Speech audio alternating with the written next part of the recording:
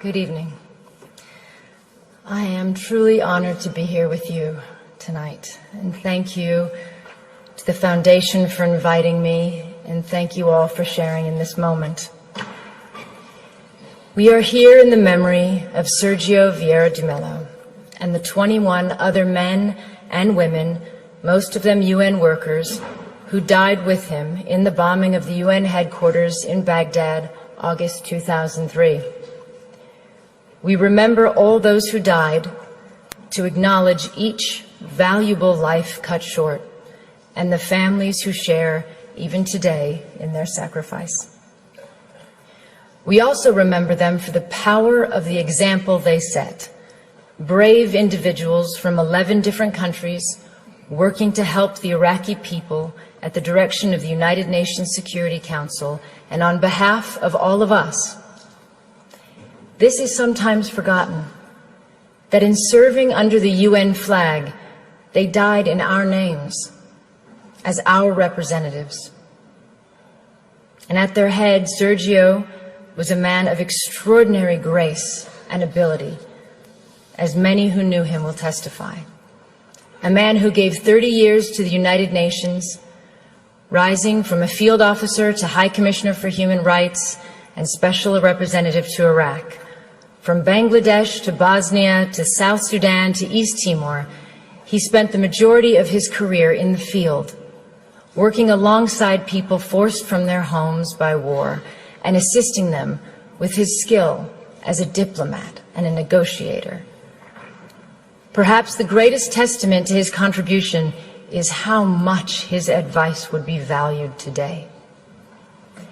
As the Syrian conflict enters its 7th year, as we live through the gravest refugee crisis since the founding of the United Nations, as 20 million people are on the brink of death from starvation in Yemen, Somalia, South Sudan, and Southeast Nigeria, I cannot imagine that there is anyone in the leadership of the United Nations who would not welcome the opportunity to consult Sergio or to send him into the field once more. He is truly missed. It is humbling for me to speak tonight in the presence of members of Sergio's family and his former colleagues.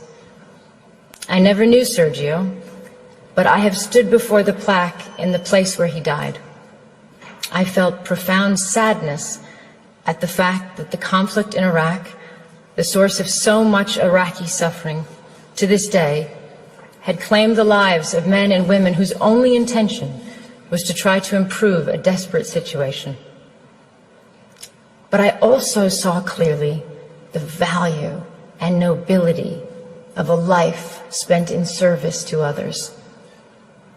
Sergio was a man who never turned down an assignment, no matter how difficult and dangerous, or as others have put it, who handled one impossible task after another. He was a man, to borrow the words of Thomas Paine, whose country was the world, whose religion was to do good. He will always remain a hero and inspiration to all who follow in his footsteps. The UN's work did not end there, in the rubble of Canal House 14 years ago. Hundreds of UN staff have served and continue to serve in Iraq, as they do from Afghanistan to Somalia, because the task of building peace and security can never be abandoned, no matter how bleak the situation. My thoughts on Sergio's life and legacy derive from my 16 years with UNHCR, the agency he spent so much of his career serving and representing. But I also speak as a citizen from my country, the United States. I believe all of us who work with the UN preserve this duality. The United Nations is not a country. It is a place where we come together as nations and people to try to resolve our differences and to unite in common action. As a citizen, I find myself looking out on a global environment that seems more troubling and uncertain than any time in my lifetime. And I imagine many of you feel the same. We are grappling with a level of conflict and insecurity that seems to exceed our will and capabilities, with more refugees than ever before, with new wars erupting on top of existing conflicts, some already lasting decades. We see a rising tide of nationalism, masquerading as patriotism, and the reemergence of policies encouraging fear and hatred of others. We see some politicians elected partly on the basis of dismissing international institutions and agreements, as if our countries have not benefited from cooperation but actually been harmed by it. We hear some leaders talking as if some of our proudest achievements are in fact our biggest liabilities, whether it is the tradition of successfully integrating refugees into our societies or the institutions and treaties we have built rooted in law and human rights. We see nations that played a role, a proud role, in the founding of the International Criminal Court, withdrawing from it on the one hand, and on the other, we see arrest warrants for alleged war crimes issued but not implemented, and other crimes ignored altogether. We see a country like South Sudan, ushered by the international community into independence, and then largely abandoned, not by the UN agencies and NGOs, but effectively abandoned, without the massive support they need to make a success of sovereignty. And we see resolutions and laws on the protection of civilians and the use of chemical weapons, for instance, flouted repeatedly, and in some cases under the cover of Security Council vetoes, as in Syria. Many of these things are not new, but taken together and in the absence of strong international leadership, they are deeply worrying. When we consider this, all of this and more, as citizens, what is our answer? Do we, as some would encourage us to think, turn our backs on the world and hope that the storm will pass? Or do we strengthen our commitment to diplomacy and to the United Nations? I strongly believe there is only one choice, demanded by reason as well as by conscience, which is the hard work of diplomacy and negotiation and reform of the UN. This is not to say that in any way this is an easy road, and there are reasons for people to feel insecure today. The level of conflict and lack of solutions combined with the fear of terrorism, the reality that globalization has brought vast benefits to some and worsened the lot for others, the sense of disconnect between citizens and governments, or in some countries the lack of governance, the overall feeling that for all our gains in technology and connectedness, the less we are in control of forces shaping our lives. All these factors and more have contributed to a sense of a world out of balance. And there are no easy answers. And despite the millions of people who have lifted themselves out of poverty in our lifetime, the difference between the lives of those of us born in wealthy, democratic societies and those born into slums and refugee camps in the world is a profound injustice. We see it, and we know it's wrong at a simple human level. That inequality is contributing to instability, conflict, and migration, as well as to the sense that the international system serves the few at the expense of the many. But again, what is our answer as citizens? Do we withdraw from the world where before we felt a responsibility to be part of the solutions? I am a proud American, and I am an internationalist. I believe anyone committed to human rights is. It means seeing the world with a sense of fairness and humility, and recognizing our own humanity in the struggles of others. It stems from a love of one's country, but not at the expense of others. From patriotism, but not from narrow nationalism. It includes the view that success isn't being greater than others, but finding your place in a world where others succeed too. And that a strong nation, like a strong person, helps others to rise up and be independent. It is the spirit that made possible the creation of the UN. Out of the rubble and ruin and 60 million dead of World War II, so that even before the task of defeating Nazism was complete, that generation of wartime leaders was forging the UN. If governments and leaders are not keeping the flame of internationalism alive, then as citizens, we must. The challenge is how to restore that sense of balance and hopefulness in our countries, while not sacrificing all we have learned about the value and necessity of internationalism. Because a world in which we turn our back on our global responsibilities will be a world that produces greater insecurity, violence, and danger for us and for our children. This is not a clash between idealism and realism. It is the recognition that there is no shortcut to peace and security, no substitute for the long, painstaking effort to end conflicts, expand human rights, and strengthen the rule of law. We have to challenge the idea that the strongest leaders are those willing to dismiss human rights on the grounds of national interests.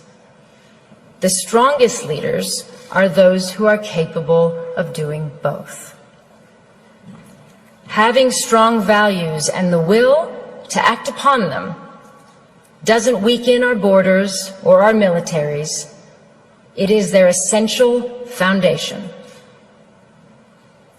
And none of this is to say that the UN is perfect, because of course we know it is not.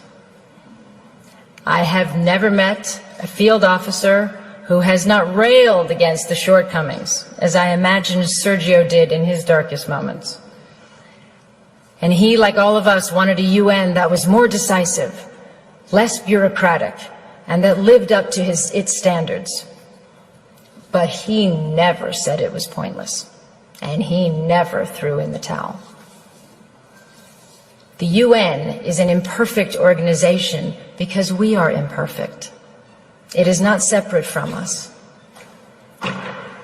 Our decisions, particularly those made by the Security Council, have played a part in creating the landscape that we are dealing with today. We should always remember why the UN was formed and what it is for, and take that responsibility very seriously. We have to recognize the damage we do when we undermine the UN or use it selectively or not at all, or when we rely on aid to do the job of diplomacy, or give the UN impossible tasks and then underfund it. For example, today, there is not a single humanitarian appeal anywhere in the world that is funded even by half of what is required. In fact, worse than that, appeals for countries on the brink of famine today are 17%, 7%, 5% funded, for example. And of course, emergency aid is not the long-term answer. No one prefers that kind of aid, not citizens of donor countries, not governments, not refugees. They do not want to be dependent. It would be far better to be able to invest all of our funds in infrastructure and schools and trade and enterprises. But let's be clear, emergency aid has to continue because many states cannot or will not protect the rights of citizens around the world. It is what we spend in countries where we have no diplomacy or our diplomacy is not working. And until we do better at preventing and reducing conflict, we are doomed to be in a cycle of having to help feed or shelter people when societies collapse. As another legendary UN leader who was also killed in the line of duty, Dag Hammarskjöld, said, "Everything will be all right." You know when? When people, just people, stop thinking of the United Nations as a weird Picasso abstraction and see it as a drawing they make themselves. The UN can only change if governments change their policies, and if we, as citizens, ask governments to do that. It is moving if you think about it. We are the future generations envisioned in the UN Charter. When our grandparents resolved to spare future generations the scourge of war, as written, they were thinking of us. But as well as dreaming for our safety, they also left us a responsibility. President Roosevelt, addressing the U.S. Congress in January 1945, 6 months before the end of World War II, said this: "In the field of foreign policy, we promise to stand together with the United Nations, not for the war alone, but for the victory for which the war was fought." And he went on, "The firm foundation can be built and will be built, but the continuance and assurance of a living peace in the long run must be the work of the people themselves." So today we have to ask ourselves if we are living up to that mission. They gave us the start. What have we done with it? It is clear to me that we've made huge strides, but our agreements and institutions are only as strong as our will to uphold them. If we do not, for whatever reason, we bequeath a darker, more unstable world to all of those who come after us. It is not for this that previous generations shed blood and worked so hard on behalf of all of us. The memory of those who came before us holds us true to our ideals, resting unchanged in time. They remind us who we are and what we stand for. They give us hope to stay in the fight, as Sergio did until his last breath. 14 years since his death, there is a stronger need than ever before for us to stay true to the ideals and purposes of the United Nations. That is what I hope his memory holds for us today. We cannot all be Sergios, but I hope all of us can determine that we shall be a generation that renews its commitment to unite our strength to maintain international peace and security, and to promote social progress and better standards of life and larger freedom. But in the final analysis, if we do not, even if that level of vision eludes us, and we continue to simply manage rather than overcome our generation's challenges, we just have to keep working, determinedly, patiently, and you can be certain that as you do, that you follow the example of one of the UN's finest sons, and that to do even a little of his good, to apply ourselves to the work he left unfinished, in whatever way we can, is a worthy task for all of us. Thank you.